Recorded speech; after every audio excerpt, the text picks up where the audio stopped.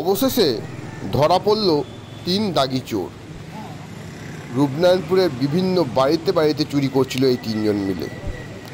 বেশ কয়েক মাস ধরেই সাধারণ মানুষকে চিন্তায় ফেলে দিয়েছিল এই 3 চোর। অবশেষে পুলিশ এই 3 চোরকে ধরল।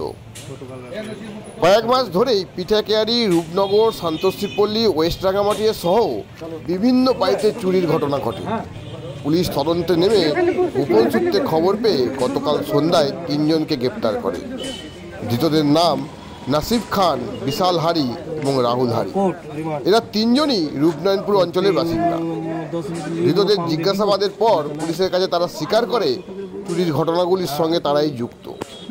পুলিশ সূত্রে জানা যায় এরা 3 জনেই চুরি, ছিনতাইয়ের মতো ঘটনার সঙ্গে যুক্ত।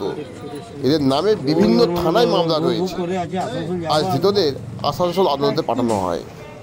পুলিশ তদন্ত সাপেক্ষে 10 দিনের পুলিশি হেফাজতে চাইছে। তবে পুলিশ সূত্রে জানা যায় এদের সঙ্গে আরও বেশ কয়েকজন জড়িত রয়েছে।